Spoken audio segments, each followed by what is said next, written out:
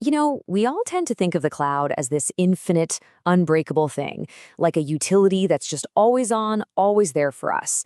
But what if that's just an illusion? What if the very foundation that modern broadcasting is now built on is actually, well, a lot more fragile than we think? Let's take a look at the evidence and see just how solid this ground really is. All right, so just a quick note. This is part 3 of our 5-part series looking at the risks U.S. broadcasters face by using the public cloud. In our last segment, we kind of covered the theoretical dangers. Now we're going to bring it all down to earth with some real-world examples.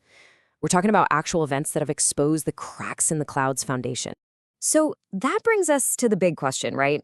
Are all these geopolitical risks and legal threats, are they just theories you'd read about in a report?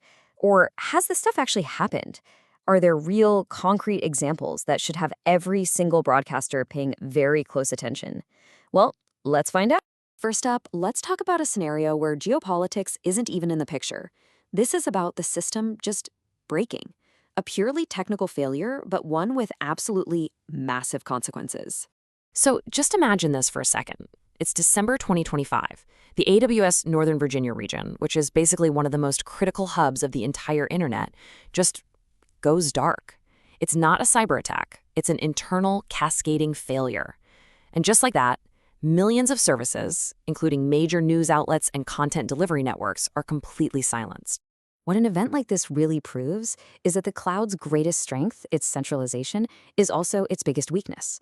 One little failure in one region can start a domino effect that takes down huge chunks of the internet.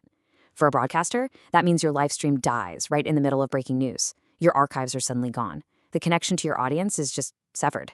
And getting it all back online, that's not a matter of minutes. It can take hours, which, as you know, is an eternity in the 24/7 news cycle. Okay, so we've seen the cloud can break all on its own. That's scary enough. But what happens when someone breaks it on purpose? Let's move on, because this next case shifts from a technical glitch to a deliberate, politically motivated action. Now, this incident is, well, it's pretty chilling. The chief prosecutor for the International Criminal Court one day just loses access to their official email. And why? Because of geopolitical tensions. The U.S. government used its authority over U.S.-based cloud services as a political weapon. Just think about that for a second. An international legal body was cut off from its own critical communications, not because of a technical problem, but as a direct result of foreign policy. And this is where it gets really important for broadcasters. The precedent here is crystal clear.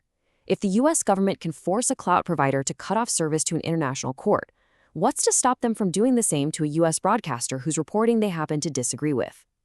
This one incident shows that your access to your own data, your own infrastructure, isn't just guaranteed by your service agreement. It's actually conditional on politics, potentially bypassing those First Amendment protections that broadcasters have always relied on to stay independent. So, as you can imagine, these risks are not going unnoticed. And our final case study isn't about something breaking, but it's about the reaction to the fear of it breaking. It shows how smart organizations around the world are now actively trying to get themselves out of the line of fire. That's right. Major broadcasters in Europe are now making a strategic and probably very expensive decision to move their operations off of US-based public clouds. They're actively choosing to build or buy alternative infrastructure for one specific reason: to reduce their dependency on US companies and escape the legal reach of the US government. And if you're wondering what's driving them, it's all right here. Look at these concerns. You've got the U.S. Cloud Act, which lets U.S. law enforcement demand data no matter where in the world it's stored. Then there are FISA authorities, which allow for secret surveillance warrants, often with a gag order so you don't even know it's happening. For a broadcaster, that means everything. Your anonymous sources, your editorial plans, your most sensitive data is potentially exposed. For European broadcasters, this loss of sovereignty is just a risk they're no longer willing to take. So let's just tie this all together. When you look at these 3 stories, a really clear pattern starts to emerge. The AWS outage scenario shows us the infrastructure itself is fragile. It can break on its own. The ICC incident proves it can be used as a political weapon. It can be broken on purpose. And the European exodus shows that the big players are already reacting to this. They're actively trying to mitigate the risk. It's a clear pattern of vulnerability: systemic, political, and strategic. And all of this leads us to a really fundamental question. For decades, broadcasters owned and controlled their own infrastructure. Now, for the most part, it's rented from a tiny handful of tech giants who are deeply intertwined with government power. So, if the very platform for public discourse can be knocked offline by a glitch or just switched off by a political directive, is speech ever truly free?